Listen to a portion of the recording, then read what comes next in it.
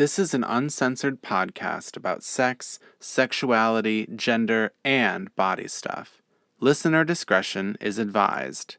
The views and opinions expressed in this podcast are solely those of the person or persons sharing them.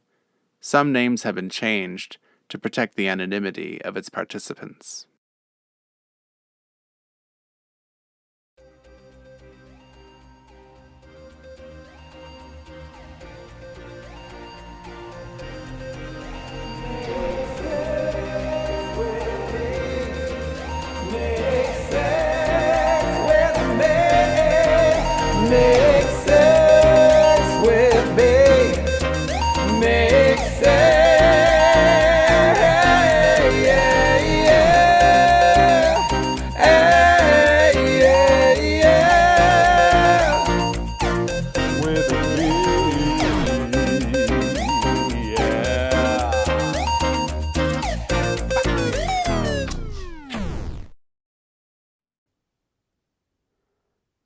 Hello, my friends. It is I, Drue Michael, and this is the first ever Make Sex With Me episode of 2024, season 5.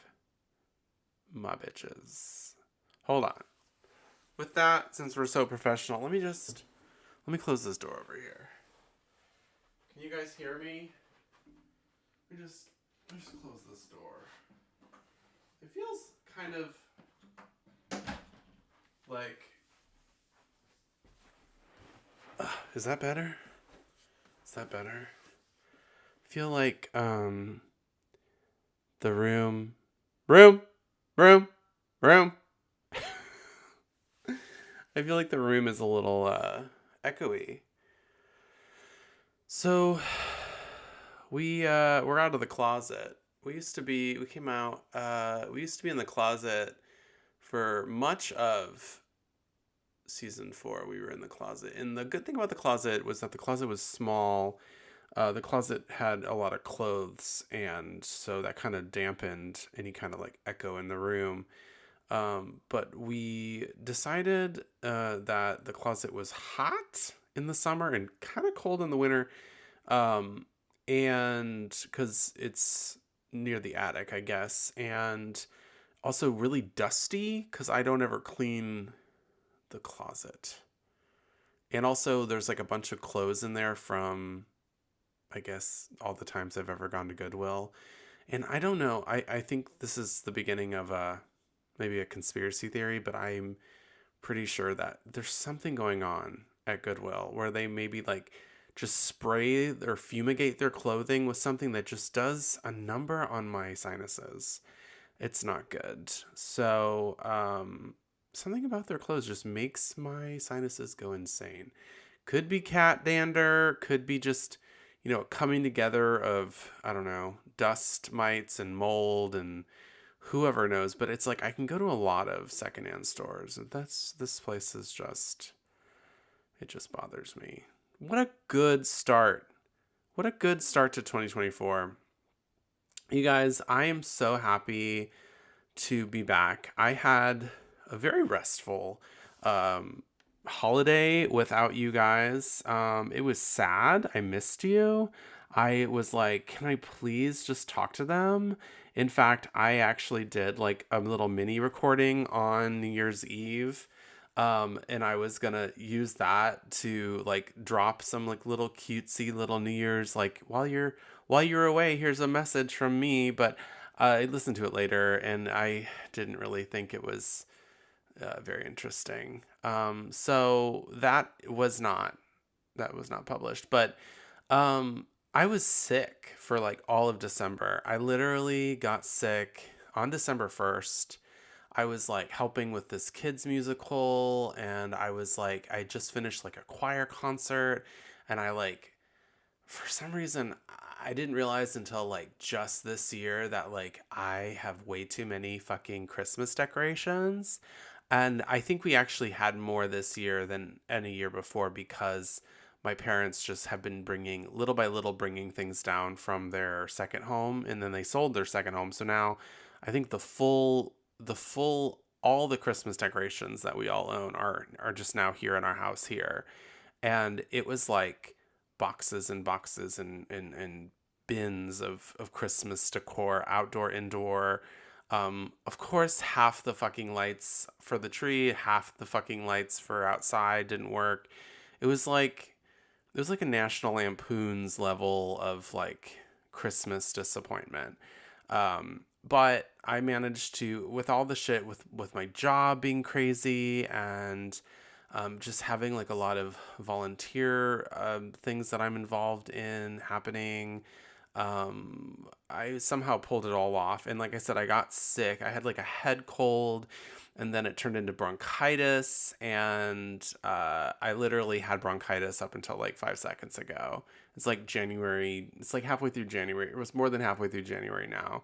I think maybe like 2 weeks ago, I was getting rid of the majority of my cough, but I was like coughing so hard that like I had to brace myself for the coughing, and my ribs hurt and my abs hurt and my back was hurting for a while even after the cold was gone. My back still hurt. And if like I didn't brace myself, if I was like lying down, and of course I'd have like coughing fits, like instead of being able to sleep, I would just have coughing fits like all night long, and it would wake me up. And then I was like trying to drink lots of water, so I was like peeing a ton. I was like, oh my God, I think I'm dying. But so I would wake up, and if I would go to sit up, because I was like, oh, here comes the cough. And I go to sit up and I'd be halfway between like lying down and sitting up. And the most painful, I would like cough, and it was like I was being stabbed in the fucking eyeball with a butter knife. It was like this very sharp, um, nagging pain from coughing in my head that would linger for 5 to 10 minutes after. Like I would cough once and that pain would stay with me, and I had to like beat on my forehead with my hand. I had to like push on my eye. I had to like take both hands and push the sides of my head together, like my temples. Like it was pounding, stabbing pain. It was like, what the fuck? And I went on antibiotics for a week and it did nothing because I'm pretty sure it was like a viral infection. And I was just like, and I worked I didn't get to take a break like the whole holiday. I guess the only thing I got to take a break from was you guys. And this is the one place where, that's not great, cuz I love you guys and I love being able to talk about shit that's going on. I mean, this is was in the beginning and still continues to be like a really awesome outlet for me to like talk about my life and my emotions and the thoughts I have. And it's a safe space for all that shit and to, share. And of course I always like want to hear from you guys too. So please, write in. Um, but yeah, it was just one hell of an end to a year that was not bad, but like very productive year. Um, Another thing I did, you guys, and I don't mind tooting my own horn. I studied for the last like 4 or 5 months, um, to take a CLEP test, which is like a college level whatever um, test to get credit for one class that I had an incomplete in, uh, from like from like 12, 13 years ago or something. When I walked at my college graduation at Berklee College of Music, and I still had a semester though. Like I had a summer semester to do before I actually was done, but they only walk in the spring. So they let me walk, and then I just didn't finish. I just had one class that I bombed the exam, and I lost the ability to write the final paper. And the professor was like, you can write like that paper and then a second paper of equal length. And it was like ridiculously, both papers were way too long. And I went to school for music, and this was an anatomy and physiology class, and the teacher was a psychologist or psychiatrist or something. Like, he really should have been teaching psychiatry or psychology, but he was teaching anatomy and physiology. And so he just was he was one of those teachers that thinks that like you should, that his class is the most important thing, and he needs to push you because, of course we want everyone to be more well-rounded, but like, dude, we're musicians, we're songwriters, like we're here for music, and your class is just one of the liberal arts credits we need to graduate. And you can't kill us. But he didn't fucking care. And then I couldn't even get a hold of him months after that. And then I think he died. So look who's not dead, bitch. That's that's what I have to say to him. I don't even remember his name. I want to say his name was Faulkner. That's probably not right. So anyway, I waited 12 years, found out I could take this test to get credit for that last class, and on January 11th, 2024, I went and took the test, and I passed it by a very, very tiny amount. Like I got the worst grade you could get and still pass. So I officially have a bachelor's degree, and I don't feel that much different, to be honest. And I also haven't seen the piece of paper. Like, it hasn't come in the mail. I don't think it's going to come in the mail. I think the college might contact me and say, like, oh, you finished. And then maybe there'll be something. It might be like the certificate I see every year from like the Cosmic Ministries, where I became like an ordained minister online for free 20 years ago to marry gay people. Yeah, it's probably what it's gonna look like. So I probably just could have like been faking a bachelor's this whole time, but I'm pretty excited, and it's giving me a little bit, like maybe a little bit more confidence to like try to get a better paying job and like do serious things and like, I don't know, just be a fucking whole person. So far 2024, we're off to a good start. I've also been, and I'm going to talk about this a little bit more in the recording that I did for the New Year's Eve whatever recording. I was talking about how I was leaving 2023 feeling kind of used and abused. I had just been through so much in December, especially, and so many things that I just kind of felt like, it's not like I didn't want to have done them or been a part of them, but just felt so much like I am not interested in this right now at all. And I got kind of guilted into doing something, or like I felt like entitled, like I had to, not entitled, but I can't think of the word. I just was like, I just felt like I was doing everything, but it wasn't for me. And so I just felt really run down, used, and abused. And I got sick. And of course I got sick when I got sick, because like, it was like everything in my life just going like, something's gotta fucking give. Um, and I was strong. I pushed through, blah, blah, blah. Yeah, yeah, yeah.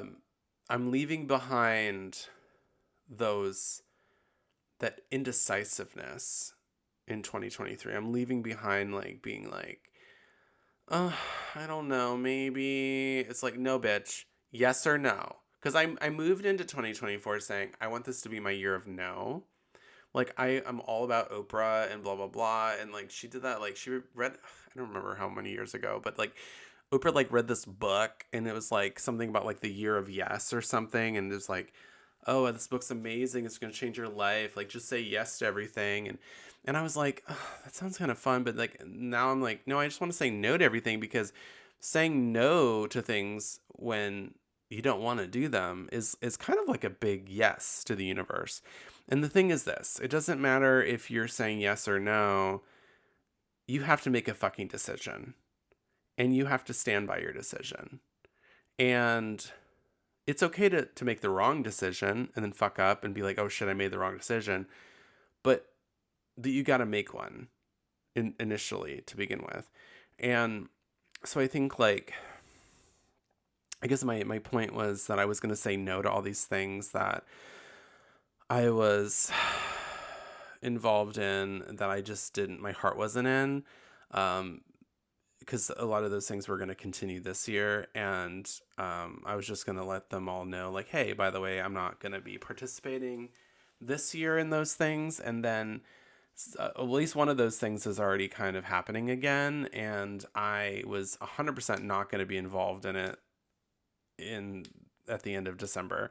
And the specific thing I'm talking about, which is, again, another kids theater production, I have actually said yes to this. Now it's been a couple weeks later, and I was on the fence, but I realized, I was like, okay, listen, you have been okay, you were trained as an actor, you were trained as a dancer, you were trained as a musician, you were trained as a singer, whatever. You have never, and you put so fucking much money into your training, and you've never really made any money doing what you were trained to do until recently, when you did a kids theater production and they paid you $500. And I was like, that's not enough. You deserve more. But did you really want to say no to the first time you ever got paid doing what you were trained to do?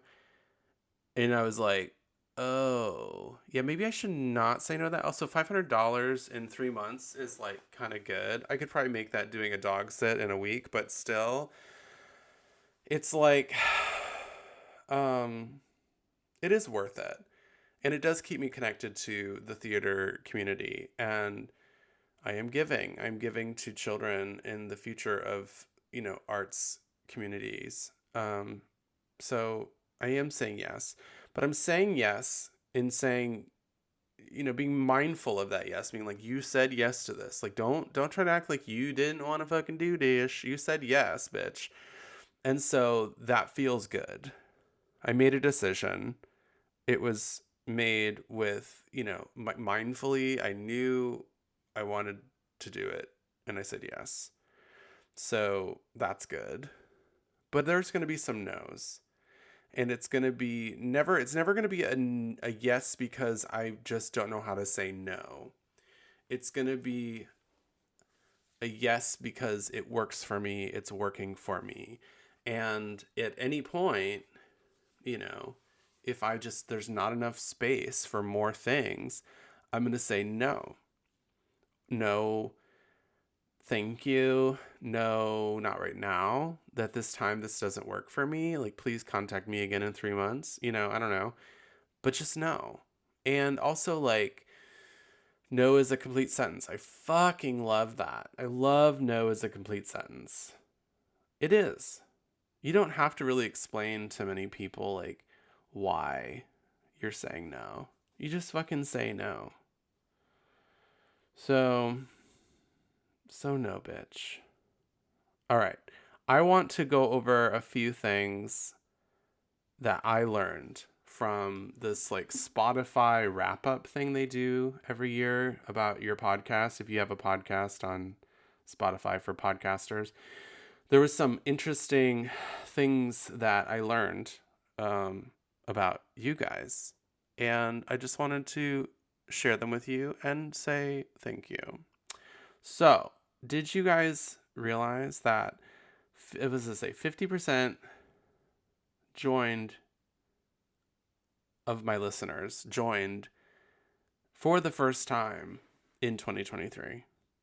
So, what does that mean? 50% joined for the first time this year. So 50% of all of my listeners joined for the first time this year. I'm not sure if that's what that means. That would be huge growth, right? Does that seem like that is what that means? 37, so we did see growth. We're talking growth now for sure. We saw a 37% growth in followers to the podcast. We saw a 25% growth in streams in 2023. We saw an 18% growth in listeners. So apparently listeners and followers are different. I don't know. Our listeners, this is not a surprise. Our listeners also love true crime, society and culture, and comedy. That sounds right.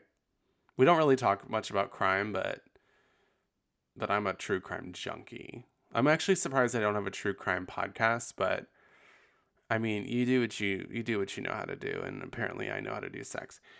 Um, 57% of our listeners discovered us in 2023. So I feel like that was a different way of saying that first thing I said, but that's huge growth, you guys. Like, I'm like, what? Like, what's going on? Am I famous? And then apparently our most listened to episode used to be one with JB. It wasn't the one where that was never the one where he got a colonic. That wasn't it. But the newest top listening episode is an episode called Coming Out the Other Side, episode 61. I actually don't remember. I don't remember what that episode is even about. But if you want to hear that one, apparently a lot of people listen to it. Why don't you go have a listen? That'd be great. Thank you so much again for being amazing listeners, amazing followers. Please continue to do that. Please continue to listen. If you like what you're hearing, please subscribe, follow, rate, review, all those things. If you, and that is so important. Like, I'm not kidding. If anyone is listening and you listen all the time, please just go ahead, make sure you're subscribed, follow, whatever that is. It would help if you wrote a review or just like went down and like hit the 5-star. Give us 5 stars. It's so easy to just scroll down, give us 5 stars. If you don't have time to write a review, that's fine. I'm asking you. I provide this podcast for free, entirely free. Please do that for me. That'd be so great. Because it will help us continue to make this podcast. At the very least, could you please? And then, of course, you can email sexy stories, questions, and comments to make sexwithmepodcast@gmail.com and check out the new link tree in the show notes for all of our socials. You can still access older episodes if you want to become a paid subscriber on our podcast website, and that is also in the show notes. So, yum, yum, yum. I think it's like everything first 2 seasons is subscriber only. So, you know, you probably subscribe for 1 month, go listen to them, and then unsubscribe. But you could also just subscribe if you're thinking to yourself, I like this. He does deserve to be paid sometimes. I would like to pay him $2 a month to do that. And you guys, I haven't yet, but there's probably a Patreon coming soon. Season 5, I think you have Patreon to look forward to. And let's talk about some other things that you have to look forward to in Season 5 in 2024, my lovers. We have already begun doing some research. We're going to be doing some exposés. I'm going to be trying my hand at some investigative journalism, if you will. I don't have a degree in journalism. Should I get a master's in journalism? I've been told no. I think I'm going to get a master's in something else. Probably won't have that in 2024, but we're going to start doing some research. So expect that. Expect me to sound a little bit more put together, a little bit more professional, a little bit smarter. I have a bachelor's degree. There's still going to be lots of silliness, however. And we'll be sharing internet finds, and we'll still be doing Q&A style episodes. So my goal is to do weekly episodes in 2024, you guys. That is a lot more. That is like doubling the amount of episodes that we will have this year. And I'm like pretty unsure I can do it. I am about 60% sure I can do it. That's better. That's better than 50%. How sure I am is polling higher than Trump's favorability. Not by much. Well, I want to say probably 49% of people like Trump in this country. That's a lot. That's a lot of fucking people. Ugh, can he just die? Okay, anyway, let's not go there. Let's not go there. Things might get really depressing in November, guys. That's all I'm saying. And I might be moving to another country. Somebody said Costa Rica, but I don't think I can live on an island. Costa Rica's not an island. I don't think I can live somewhere that's hot all the time. I can barely live in the subtropics, which I think is what they call this state. Um, I can't live in the tropics. I don't think I can do it. Uh, so the way that we'll do weekly episodes is we will kind of alternate between quickie-sodes and full-length episodes. So that might be every other week, full-length every other week, quickie-sode. It might be a long episode and then 2 weeks of quickie-sodes. It just kind of depends on what we can put together. Because again, guys, doing it all on my own. I say we because there's you guys and there's also all of the wonderful guests that I have and the friends of the pod. They are very supportive. But this podcast is 99.9% produced by me. So we're going to do what we can do. But I will be saying no to things. Just know that I will be saying no to things so that I can say yes to make sex with me. To make sex with you, really. And what else? I already did that. Okay, so let's take a fake pause for our sponsor this week, which is boop boop beep boop beep boop boop boop. I'm just gonna start making up sponsors. Like I'm either gonna write really, really funny fake sponsor ads, or I'm going to just start saying that so-and-so is a sponsor when they're not. I think that's illegal, probably. I'm just going to be like, instead of sponsors, we'll just do like recommendations. We'll be like, this is my favorite lube. You guys should try it. I don't think that it's 100% safe to use. Well, it's olive oil, so it's probably safe to put in your urethra. But I guess not if you have like an allergy to olives or something like that. I don't know if anybody's allergic to olives. And I'm not even saying it's the best lube. It's just what I have. Also, I don't know if you know this. God, I just went from like a what if and it just became real. What the fuck? At the grocery store, you can buy tiny little bottles of olive oil. Like literally they're like 3 inches tall. And it's like $3 or something. And it fits perfectly in a handbag. Just so you know. Just a little bit of olive oil. Lasts pretty long. And it's natural. It's natural. So, yeah. I've used coconut oil. I've used jojoba oil. It's a little thicker, maybe. I used a lot of natural oils. I really like silicone. Not silicone. I like silicone lubricants, but I guess that's okay, right? I didn't know this. I've been watching a lot of like plastic surgery shows and shit like that. Silicone is not so bad for you. Because I used to think, like, how can I use silicone lubricant? How can you put that inside a butt? Or how can that get in your pee hole? Isn't this, like, plastic? Isn't this, like, bad for you? I guess it's not as bad as you might think. I still used it. It's, like, the best lube. And it will deteriorate your condoms. But it's, like, it's pretty great. Can we talk also... Can I be completely random? I don't know why. I don't know why this is my segue. Today at work, a 15-year-old boy talked to me like he was a 35-year-old man and was like, "Oh, what's your name?" And I was just like, Drue." And he was like, "Oh, hi, Drue. My name is blah, blah, blah." And he was just like, he like wouldn't stop talking to me. And he like was just like, it was weird. This kid was just like, just seemed really confident. And when he left, I looked at my coworker and I said, "I hope he never kills anybody."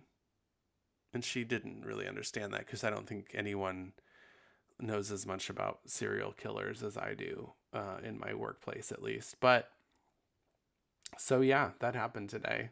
Weird segue. How did I go from lube to that? That's not okay. All right, guys. This is what we're going to talk about today. Okay, this is the majority of our episode. It is, if you haven't guessed it, this is a Just Me episode. It is going to be a full length because it's our first episode. And I want to give you a big, long, hard episode. So here you go. I want to talk about like what I've been feeling in this new year, other than, being super smart and like wanting to be paid more and like wanting to fight for, getting paid a livable wage, getting enough hours at my job so that I don't have to have a second job, like things like that, right?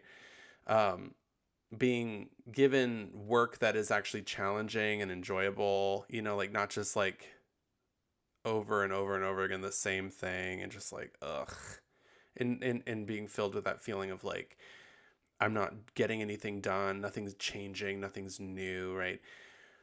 Okay, I went on a tangent again. That's not even what I want to talk about. But I am having a lot of feelings. I'm feeling really like romantic-y kind of, and actually like I want to do an episode real soon, just talking about boys because they're so yummy. All of the boys that I'm interested in they are younger than me though. They're in their 20s. But some of them are like in their 30s. Here's the deal, okay? If I could find a motherfucker who wasn't married with children in his 30s around here, I would fucking date him. I would. Or like he didn't have some crazy baggage or terrible hair, I would fucking date him. Okay?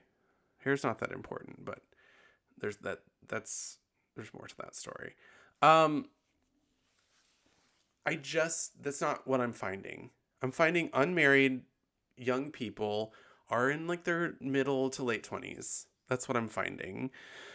And I'm finding men who are very old. And some of those men are very sexy. But the old sexy men are taken. Even the old sexy men are taken. I used to be like sexy with old sexy men who were taken. And then they'd be like, "Oh, I got a wife." And I'd be like, "Oh, I'm sure you do. But I like still want to suck your dick because, I don't give a shit. I don't really like you that much. I just want to suck your dick. And you want me to, and then you can go be married still. It doesn't, no skin off anyone's back, right?" But there's no more to that. I don't know where I went with that. Somebody just texted me when I was talking about that, and I lost interest in what I was saying in the middle of what I was saying. You know how that happens? So I've had a hard time of it, guys. I mean, one of the reasons why I started the podcast was because I wanted to have an outlet, and I wanted to talk about sex, and I wanted to like meet more sexy people and, whatever. I guess trying to create something where nothing existed. And I'm sure that having this podcast has I almost said fucked my brain. No, that's not what I wanted to say. Has stimulated my brain in a lot of really good ways. It has. I mean, I'm mostly like, I'm just passionate about podcasting now, right? It hasn't gotten me laid, however. It's never once got me laid. Although a lot of times I'll be like talking to guys who want to hook up, and I will mention I have a podcast, and they all really like that. And then in my mind, I literally go, okay, so I'm going to hook up with this guy, and then I wonder if he'd like to be on the show. Like, and I'm almost like, okay, maybe I just won't hook up with him and he can be on the show.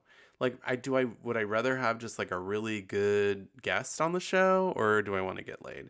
So now I don't know, I think my interests have changed a little bit. I do want to get laid. Although I have been watching way too much porn. I just like, I'm kind of sick of that. I'm sick of like masturbating and coming and then just being like, oh, I gotta find something to wipe this on. And then like getting out of bed without dripping cum everywhere. And then going to my closet to get like a rag and then like throw it in the hamper and then get back in bed. And you're like, oh God, am I still gonna drip a little bit? Or am I gonna pee in my bed? Or no, well, I'm not gonna pee in my bed. I'm not like on drugs. But like, just like the whole hassle, the whole thing. It's not a hassle, but it's the whole fucking thing. It's over and over and over again, the same thing. Feeling a little bit like I want something new, want something fresh, something exciting. I'm feeling romantic-y. Okay. I really want like a friends with benefits situationship, or like I want like a boyfriend or like something. I don't need to get married. I want someone to be cute with and cuddly with, and um it would be nice to have like something like lovey, but I don't know. I guess I'm going to be here for a little bit while longer. I'm going to be trying to figure out how to support myself and produce a podcast and get a master's degree now. So yeah, I might not be able to afford to like move anytime soon. So maybe I could find a guy and, be serious for a while, um but I'm finding it difficult to um this that was all a long like arc to me coming around to talking about my gender, which is not a gender apparently. um I have a hard time being called she. I have, well, I don't know. It depends. It depends on what we're talking here. um I don't really like being called ma'am. I don't really like being called sir, but I can identify that sir has got a little bit more power to it than ma'am, because of the world. Um, I would prefer not to be called either. And in fact, like I'm thinking about in the next in the next season with my theater kids saying to them, "Hey guys, I am you don't need to know maybe if you're 6 years old what this means necessarily, but I am non-binary. So, you guys don't call me Mr. Drue. Don't call me sir. Don't call me ma'am. I know we're in the South, but just call me Drue." And I'm just going to tell them, you guys don't call me that. Just call me Drue. And I understand that you want to respect me, but you can. You can respect me by calling me what I want to be called. Just call me Drue. Um, Although it is really cute when a little kid calls me Mr. Drue. It's really cute. But I don't I want to be me, and I'm not trying to make waves, but that's the thing with queer people, with gay people and trans people, non-binary people, um and people, other marginalized communities, people of color. um you just want to be you, and you're not trying to make waves, and other people are uncomfortable by you being you, and they accuse you of trying to make waves when you're just trying to be you and be acknowledged as such. And even people who care about you being like, don't make a scene. Oh, please don't make a scene. Just ignore it. These people don't matter. Just, they're going to say what they're going to say. Don't make a scene. And it's like, bitch, I am a professional at not making a scene. I am a fucking world-class master of disguise and not making waves and not stirring the turds. I am a fucking Academy Award winning actor when it comes to living in a world where I am like 1%. It feels like that, especially when you live where I live, because I feel like that is a liberal. I feel like that as a person with a penis who likes mostly people with penises. Although I'm starting to find out I really like trans men too. They're really sexy. Sometimes they're really sexy. I would love to talk with a trans man, maybe a really sexy trans man, about how sexy trans men are. I'd love to talk about trans porn with somebody who really wants to talk about trans porn. I tried to do an episode of trans porn of trans porn. I tried to do an episode about trans porn, and the person I was talking to was a cis female, and she has a lot of trans friends, and she got really uncomfortable, and she didn't want me to publish it. I understand, and I didn't, because I respect people's, she didn't want to be published talking about that. But I do love porn, and I love trans porn, and I think it needs to be talked about. So we're gonna do that too. Fucking tangents. I'm whoa. Let me start again. I worried that okay, so I lived in New York, and I lived there for 8 years. Before that, I lived in Boston for like 3 or 4 years. I lived in Seattle for 2 years. I've lived in, a lot of cities and a lot of like places that are a lot more liberal and a lot more accepting of different things. Especially New York. I mean, you just go there and nobody gives a shit what you're doing. They're doing their thing. You're doing your thing, and just like, you're good. I don't care. I don't have to agree with you. You're on that side of the subway. I don't give a shit. I guess I wasn't met with as much opposition when I was in New York, so um I didn't ever feel like I needed to identify as anything. And when I moved here and I started feeling like I'm non-binary, um I have friends that knew me in New York who said, "You've always been non-binary."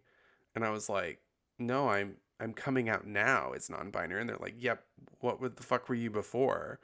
You've always worn like whatever the fuck you wanted to wear. And you've always been, that you were someone who I looked at and was like, you gave me strength because you were doing you." And I was like, "But I wasn't doing me. So many times I wasn't doing me to the degree that I wanted to be doing me, even in New York." And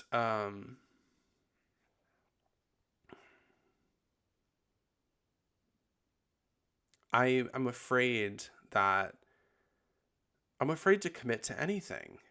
I'm afraid to say I'm she, her, I'm he, him, I'm they, them. Saying they, them feels like too much of a commitment. And that is hugely because of the people who have a hard time saying they, them. It's hugely because of people who they feel like it's an assault to their First Amendment rights or whatever. It's like, no, if you're going to talk to me, call me what I want to be called. Or don't fucking talk to me. Has literally nothing to do with you. Has everything to do with me. And mutual respect that we have for people. Like, I respect you enough to call you the name that you tell me is your name. If you tell me you have a gender, I will accept that and respect you enough to call you words that reflect that gender. Like, you just need to do the same for me if we're going to be involved with each other at all. If not, bye, bitch. You know what I mean? Um, it's pretty simple, but the fact that so many people have such a hard time with they them, uh, it definitely makes it something I don't want to be called. You know, it's weird. It's weird. You could try to love your body as much as you want, but if fat is bad in the public's, the majority of the public's opinion, you don't want to be that. And it's like really hard to talk yourself out of that. Like, it's really hard to be like, no, I do love myself. I am happy with my body. Um, I am non-binary. I would like to be called they, them. Um, it feels like I'm wearing a freak sign on my forehead. And also, I don't know who was talking about it, but it's, I've said it a million times in my own mind. When it doesn't matter if I am, like, when it comes to dating, it doesn't matter if I know that I'm non-binary. If the people I'm interested in see me as this or that, then I'm not non-binary to them. I think what I'm feeling a reference to is what oh fuck, what's her name? She just won a Emmy, and I'm wondering if she won the Emmy for her role in fucking Niecy Nash. I hate myself. Niecy Nash, I think she won the Emmy for her role in Dahmer. Is that what she won it for? Or is it for something else? Let's look it up. Niecy Nash Emmy win. She wins Outstanding Supporting Actress in Dahmer. Oh my god. Am I still recording? Did any of that get in the recording? Okay, so she won for Dahmer, and she was amazing in Dahmer. Dahmer was extremely controversial. I also loved it and watched it, and it also ruined my life. But anyway, I think that was what was intended. Um, she said, not in her speech for winning an Emmy, she was talking afterwards. You know how they interview the fucking people after they give their speech and whatever. They said something like, you said you were thankful mostly for yourself, like you wanted to thank yourself for winning this award or whatever. And she was like, yep, I did. She was like, you have to fucking have so much confidence. You have to like believe in yourself. She's like, she talked about like the amount of times she cried because she knew she could play a role better than anyone else, and she was not cast as that role because of the color of her skin, the size and the shape of her body, this or that. And it didn't matter that she knew, but she still needed to know. She still needed to know that she was that bitch. She still needed to know that she fucking had it, even if everyone else didn't. And it was like this kind of like, I don't know, look at me now, bitch. Like, I fucking knew it. I mean, Niecy Nash is a comedic actress, or so we thought, but here she is in Dahmer, and she played like this woman who lived next door to Dahmer, like when he was murdering, men in his apartment. And she was like playing this woman who like smelled rotting bodies through her vents and called the cops, called the cops, called the cops, heard men being murdered next door and called the cops, called the cops. And because she was a black woman in the inner city, um, they didn't respond, or they'd say, oh, that part of town, that building, we don't want to go there. Like, just so many reasons why. And because it identifies that, like, there's a problem when you're in an underserved community. um, you're in a vulnerable position. Like, murderers can literally get away with murdering low income people because literally police and government and a lot of people just don't care about them. That's just the deal. So it was like such a powerful role for her to play. And it's amazing that she's playing that um that role of someone who's just like, just society just doesn't care about her and her existence. And then she is in real life is this woman who's like, I knew I could do all these great things and nobody believed me.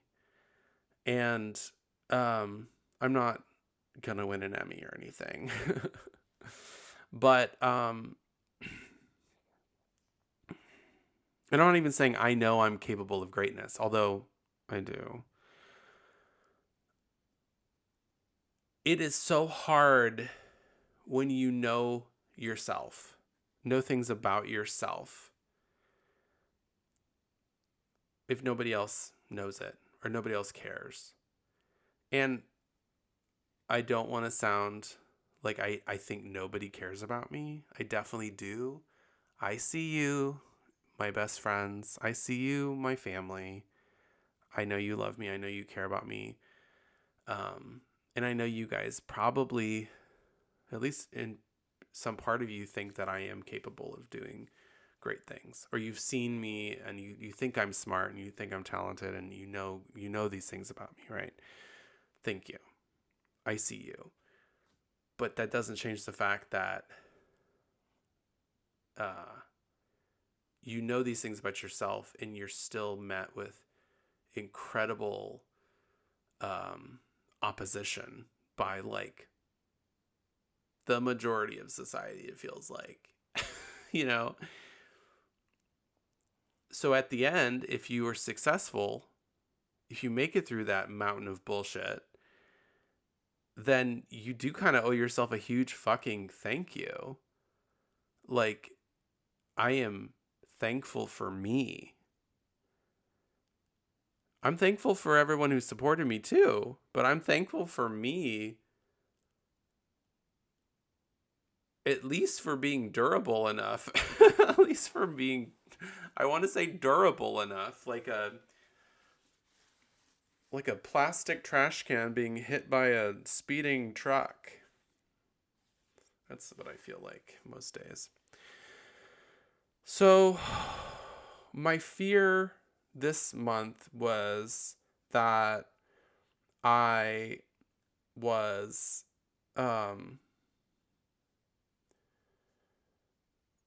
girling myself up. I was trying to be more girly so that guys would like me. So that, like, I felt a connection between me and a guy, but he was like, I like girls. And I knew that, like, he might have liked me a little bit, but he didn't, um, he didn't know how to do that or feel about that. He doesn't know what he's feeling or how to explain it. So I need to girl myself up. Like, I've been wanting to shave my face more so that I don't have a hairy face. But what's funny is I actually love the look of stubble on me. I think it's really sexy. So I don't want to like get electrolysis and get rid of my facial hair so I can be pretty or whatever. I want to have that stubbly look because I like it. I am non-binary. Like, I'm in between. I have days when I feel masculine and I have days when I feel feminine. And it's just hard. it's just hard when you can feel people looking at you and you just are like, they think I'm disgusting. And it happens a lot. It happens a lot, and it's microaggressive. Yeah, they don't spit at me, although I have been spit on, not just in the bedroom. Um it's just like you just know. They either don't acknowledge you at all, or they just kind of look at you like you're disgusting. Um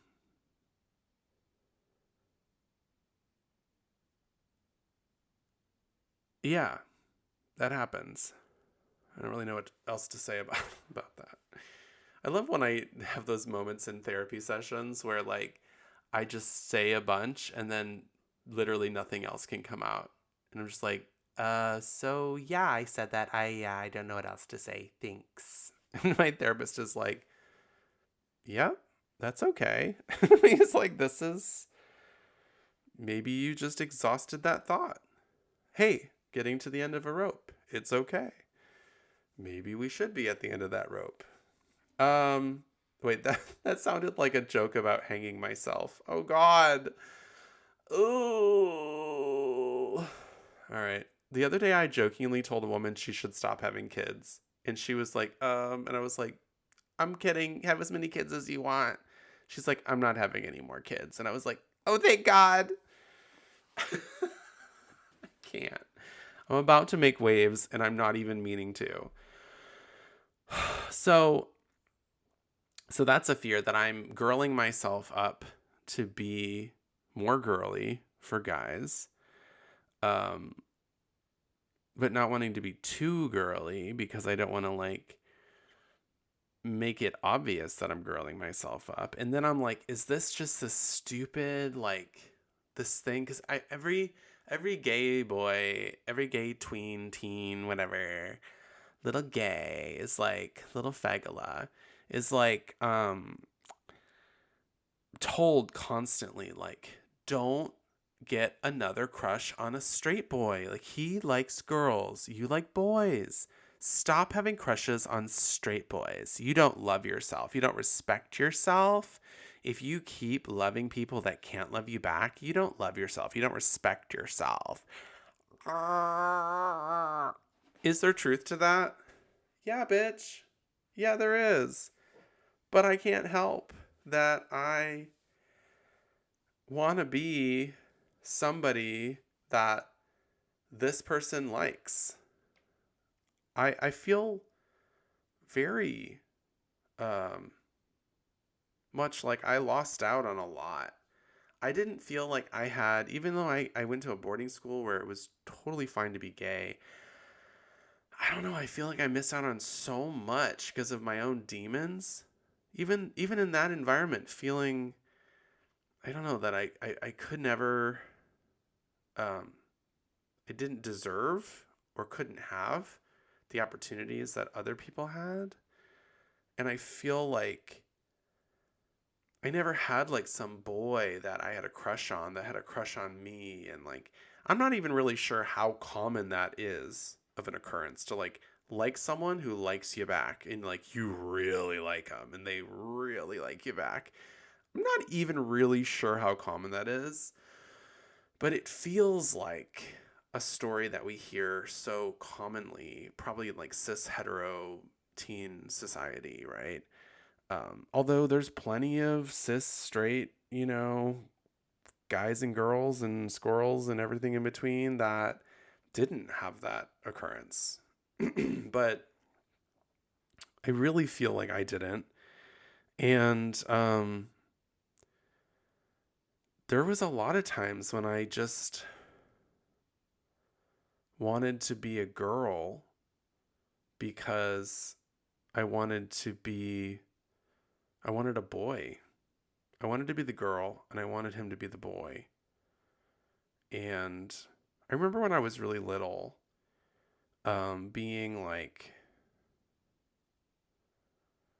I used to like I call it dialoguing now, but I used to like literally play act like, and by the way, I still do this. I used to act like I was like in bed with my lover, and the lover was a woman, and I was the man. And the pillow would be her, and I'd be like holding her, and I'd be like, but what's funny is I never was like, oh, baby, let me caress your boobies. I never like really talked about her body. I just was like, oh, like, I don't even know if she had a name. I have no memory of any of the specifics, but it was just kind of like, it's okay, I'm here. Like, don't worry, I love you. You're my girl. You're my special girl. I was like using my movie phone voice. Um, I think my voice sounds really husky right now too because I'm post bronchitis and also end of the day tired. But yeah, it was like I would like caress her and hold her and kiss her, and we would talk, and then it would always end in like kissing.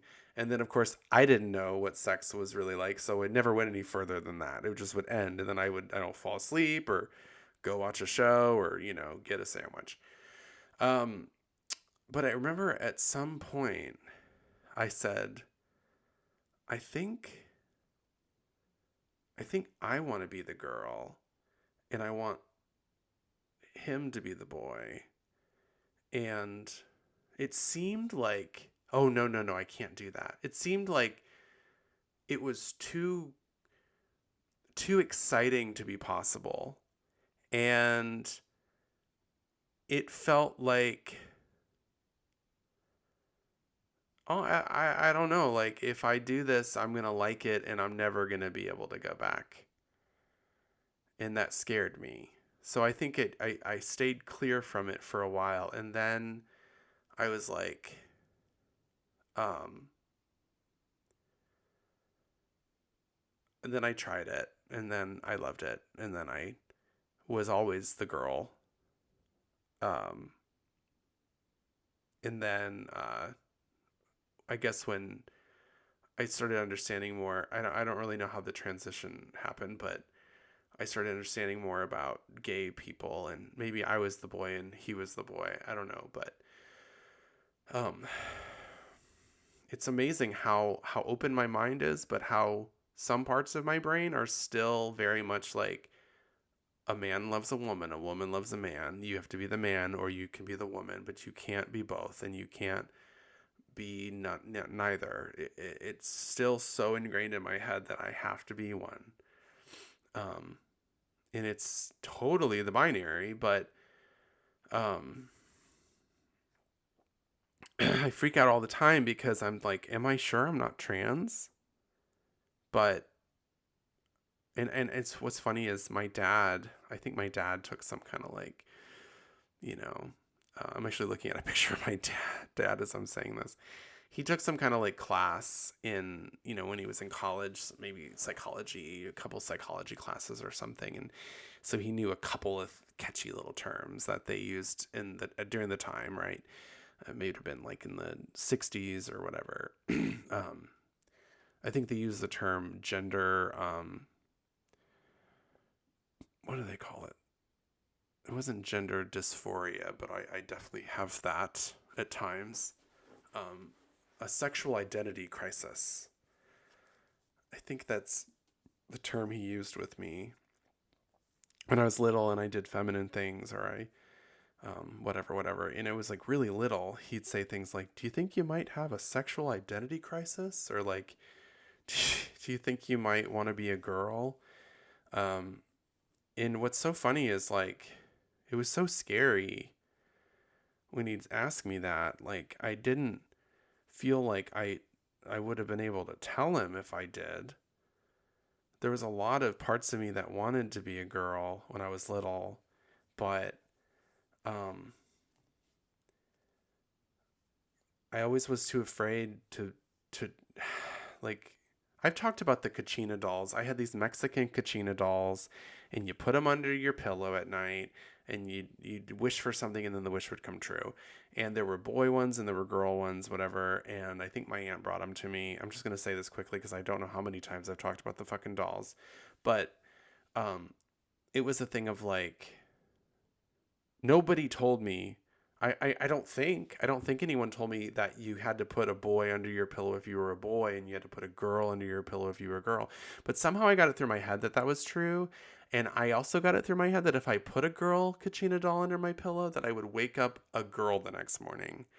And there was a lot of times when I made things up that I thought were told to me, and they weren't. I'm not sure when that delusional behavior ended. It might not have ever ended. Hopefully it did.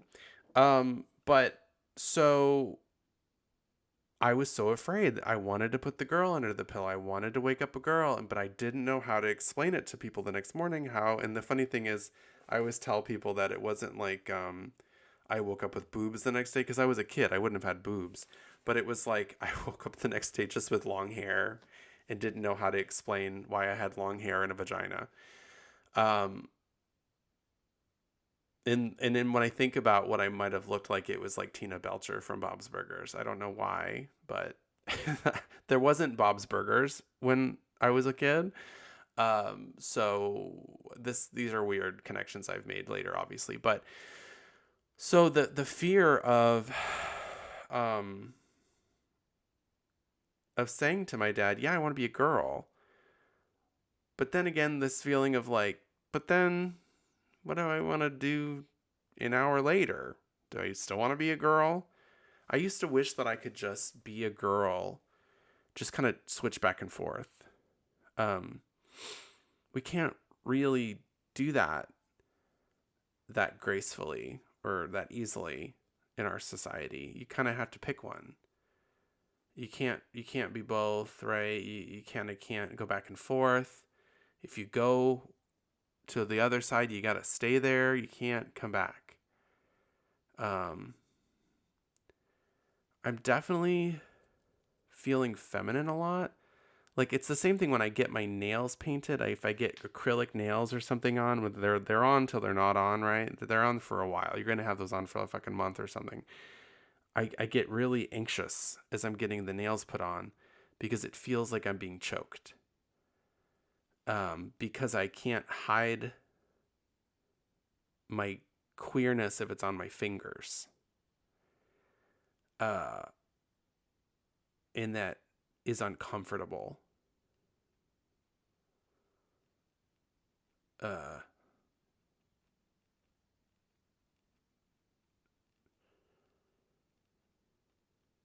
but I just sometimes really want to paint my fingernails. And I really want to have long fingernails. There's also things about those that drive me crazy. I want to have long hair, long fingernails. I want to wear makeup. But then some days I feel like I want to shave my head, cut my nails short, um, not wear a single piece of jewelry or any makeup or just like whatever. I just sometimes want to be bare.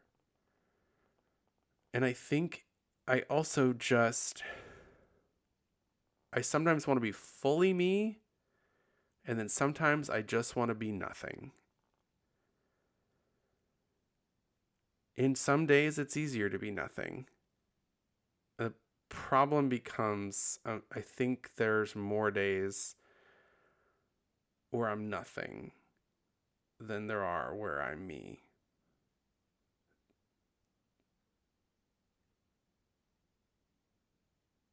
So there's that.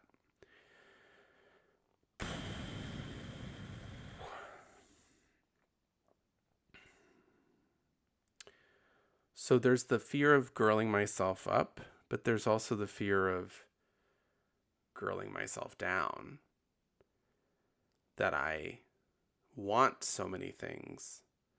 You know, I like this guy, but I'm afraid that if I get my nails done, he's going to think it's gross. He's going to find me disgusting. If I'm too much of myself, he's going to find it disgusting. And so I'm hiding little bits of myself or little desires I have, just, in the odd chance that he might actually like me if I just hide a little bit more of who I am. He'll just, that maybe then he'll appreciate me.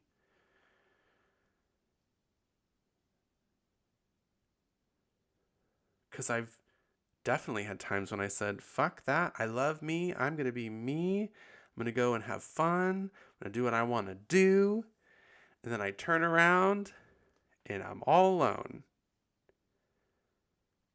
Except for my friends and my family, who always love that about me. That's awesome. I'm not discounting that, but just always feeling that, like, not having a person who, like, and I don't want to feel like I'm wrong for wanting this. I don't want to feel like I don't appreciate the love from my mother enough, or the love from my friends enough, or from my nieces, because I want someone to think that I'm sexy. I want someone to think that I want someone to desire me. I want someone to appreciate me. I want someone to know me inside and out and still want to see me tomorrow. And I want to be crazy about someone who's also crazy about me.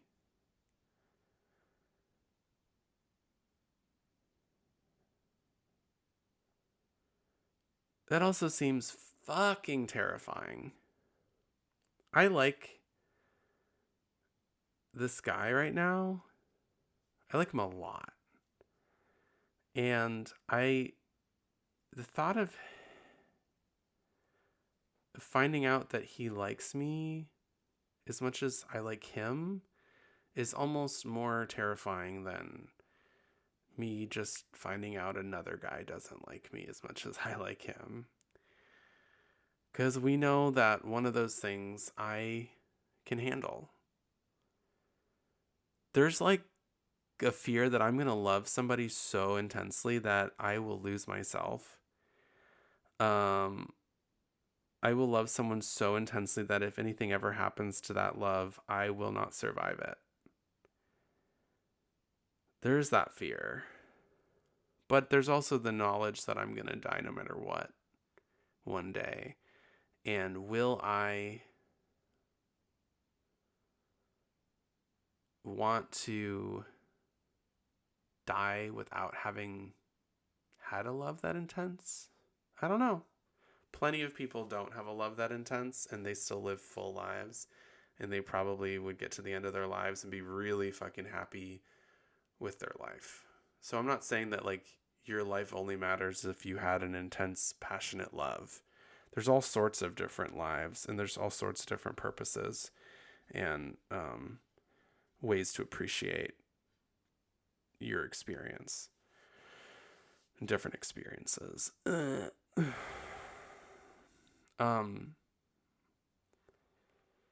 don't want to. There's something I wanted to talk about in another episode, and then I thought I would talk about it in this episode, but I'm thinking this episode is drawing near to an end. But at some point, I want to talk about Jordan. And actually, I wanted to talk about Jordan last season. And I don't know. I don't know that there will be another good time to talk about Jordan. Maybe we'll talk about Jordan in the Boys episode. I think that's what's going to happen. Bitches. So, guys, what's your... Oh my god, I just died. What is your what are you vibing with this year so far? What are you anything deep? I mean, that's January, baby. It's reflective. Okay. You see yourself a little bit. You're obviously trying to say, what is this year going to be? Because that's what we fucking do. That's what we fucking do. And so we start to reflect. And that's good. That's fine. That's totally fine. It might be a little cliche, but I think it's not a bad idea. So, what are you guys feeling? What are you guys feeling about yourselves? Please let me know.